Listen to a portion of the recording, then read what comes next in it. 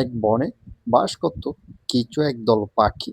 সে পাখিগুলোর মধ্যে টুনি পাখি ছিল অত্যন্ত গরিব। তার কোনো সে বনে জমাজমি ছিল না। সে সবসময় অন্যের জমি চাষবাস করে তার সংসার চালাতো। একদিন টুনি কোথাও জমি না পেয়ে সে কবুতরের দ্বারে চলে আসলো। সে বনে কবুতরের কিছু জমি ছিল পতিত। টুনি তাই কবুতরের কাছে সেই জমিটা চেয়ে নিল।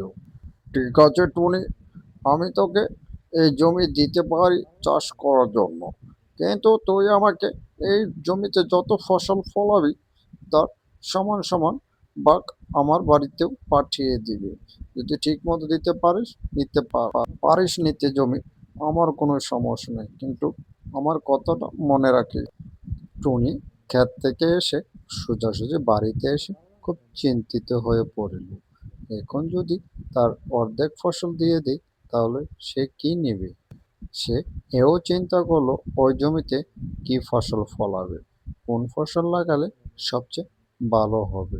তাই তিনি সিদ্ধান্ত নিলেন যে সেখানে কলা গাছ লাগানো হোক। কলার ফসল হলে মোটামুটি দুজনে ভালো পয়সা পাবো। পরের দিন সকালবেলা টুনি সেই ক্ষেতের মধ্যে কিছু কলা গাছ লাগিয়ে দিল।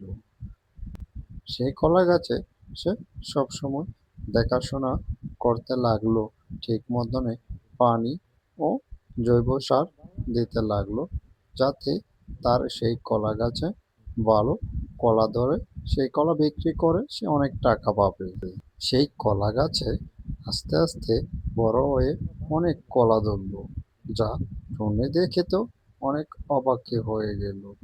এত কলা ধরেছে যে গাছে বলার বাহিরে। এত কলা দেখে সেখানে কবুতর এসে টুনিকে বলতে লাগলো যে, টুনি শোন, এইসব কলা গাছ থেকে তুই একটা কলাও নিবি না। এই জমি আমার, কলা গাছও আমার। তোকে বোকা বানিয়ে এই জমিতে আমি কলার চাষ করিয়েছি, কারণ আমি এই সম্পূর্ণ কলাগুলো আমি একাই নিয়ে যাব, তোর এখানে কোনো ভাগ দেব না। কবুতরের এসব কথা শুনে টুনি তো খুব হতবাক হয়ে গেল। টুনি দিশে না পেরে জঙ্গলের মোড়ল মশাইয়ের কাছে গেল। টুনি কবুতরকে সাথে নিয়ে মোড়ল মশাই বাড়িতে চলে গেল তার নামে বিচার করার জন্য। টুনি প্রথমে মোড়ল মশাইকে তার সমস্ত কাহিনী বলতে লাগলো যে তার সাথে কবুতর এখন ফসল ভাগাভাগিতে অস্বীকার করছে। তখন মোড়ল মশাই বলল যে, শোন কবুতর, কারোর সাথে এইসব করতে নেই।